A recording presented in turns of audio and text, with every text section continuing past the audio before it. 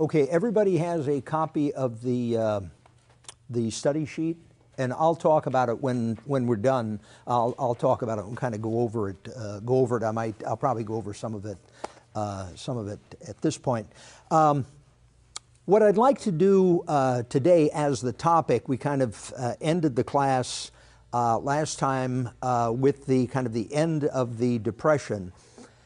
What's going to happen is the Depression will continue through the 1930s and doesn't really end. It's an ongoing, a lingering problem.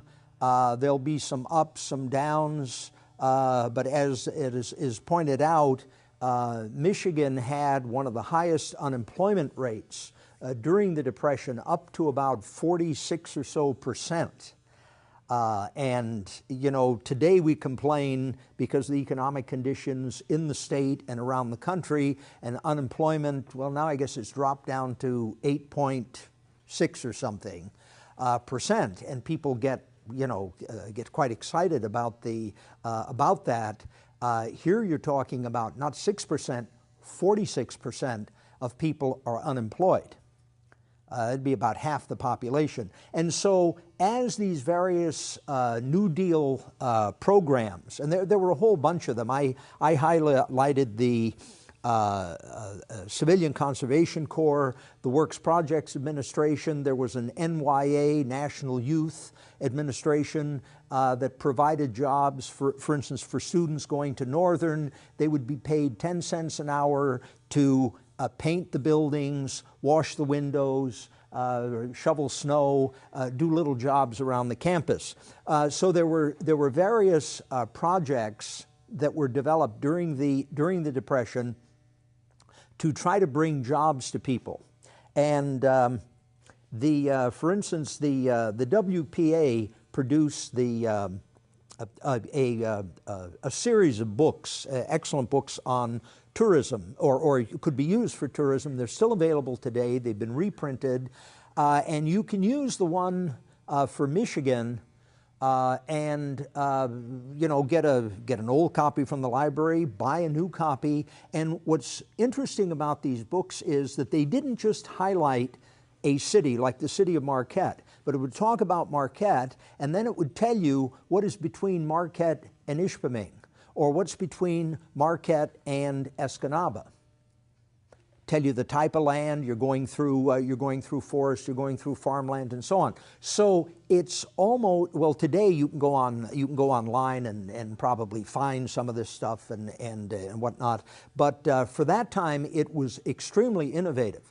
What I found over the years was that somebody had written a WPA tourist report for the Upper Peninsula.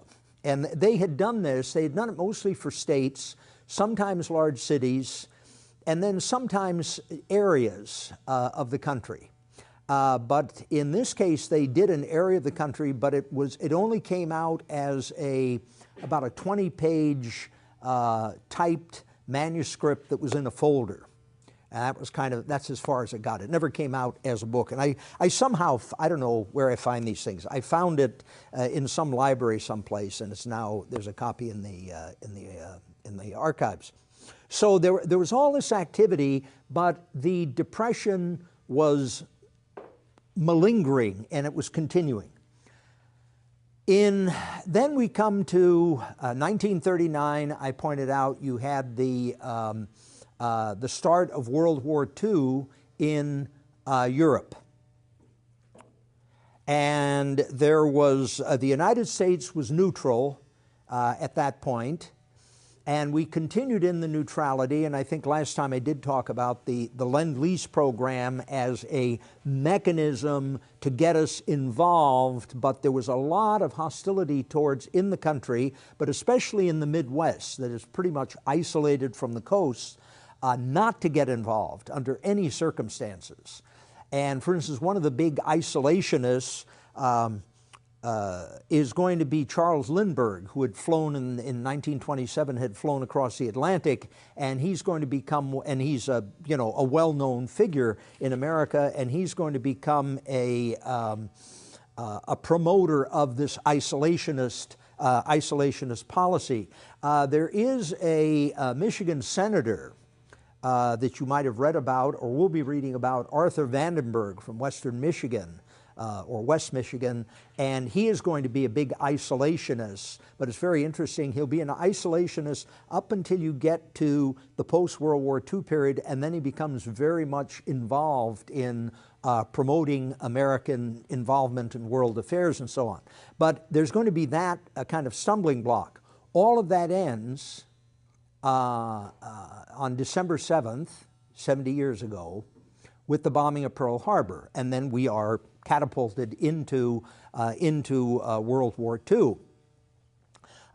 Prior to our actual involvement, there had been various things that had occurred that sort of prepare Americans and certainly prepared young men to serve in the military. One is going to be the Civilian Conservation Corps. And the Civilian Conservation Corps, as I pointed out, was under the auspices of the United States Army here in the Upper Peninsula out of Fort Brady at Sault Ste. Marie. And so the young men that served, and there were millions of young men that served in the Civilian Conservation Corps, they pretty much had a military-type training that was going on while they were in the CCC.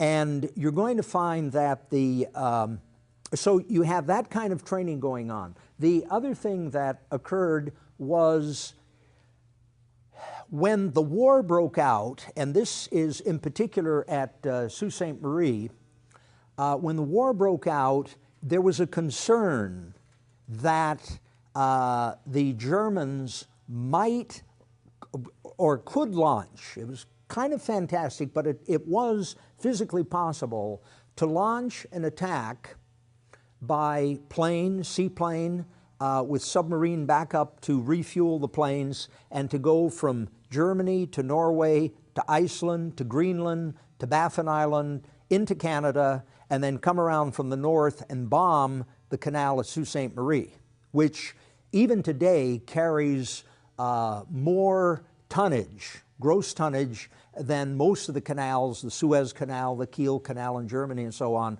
than most canals in the world. And so there was this concern because it would have then you would have blocked coal supplies, copper supplies, iron supplies, and grain coming from, especially coming from the Canadian West. And so when World War II begins, Sault Ste. Marie becomes a militarized zone. And there's all sorts of very interesting developments that take place there. The Army is, the post is increased in size.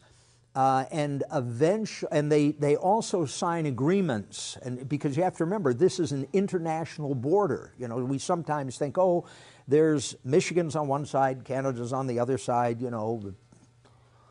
No, it's a different country. So all of a sudden, when you start getting into things like that, you're talking about going up in the higher echelons of diplomacy, of going to the State Department, dealing with the executive branch of the government, the military branch, and so on. So it was a very complicated thing, and very early they came up with the idea that that region would become a militarized zone if there was any concern for an attack, and it would come under the United States Army. So all of a sudden everybody living there would be militarized.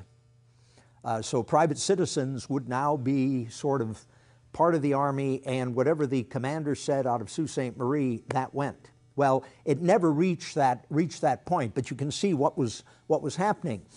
And you're going to find that, for instance, the canal is sealed, fences are put up. You could not get, at one time, up until about World War II, you could actually walk up to the edge of the canal, if you can believe this, and touch the boats as they went through. Now they have well, now there's more security, and but you have places where you stand and watch the boats go through. But it was kind of a, it's a canal, so people just walk up to it. Well, during the war then, fences went up, Army personnel were there with machine guns. They also will put up 52 barrage balloons.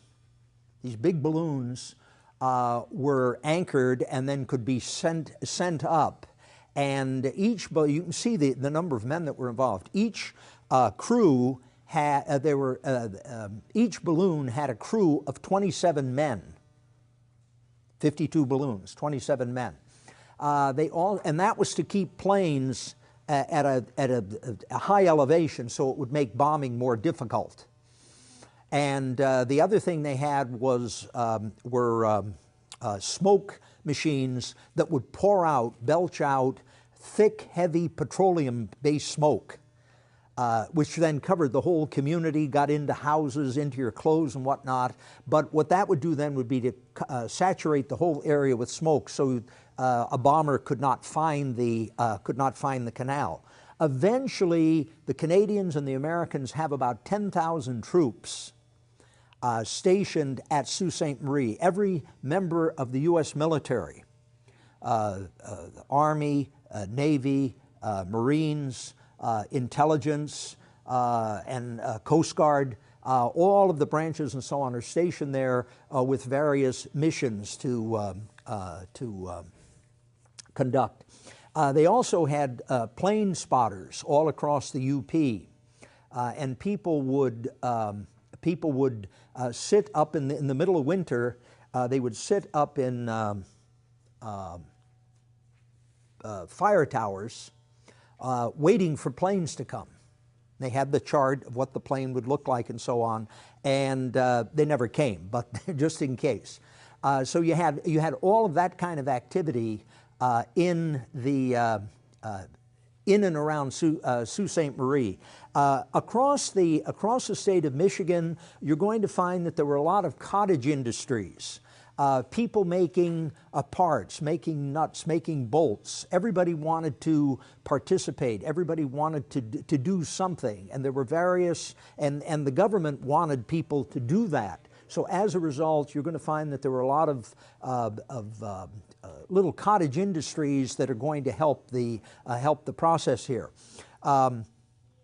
One of the interesting developments was that in places that made furniture, like Grand Rapids, or in places that had made wooden automobiles, like Kingsford, Iron Mountain area, and other places that made refrigerators and things like that, converted over and began making gliders.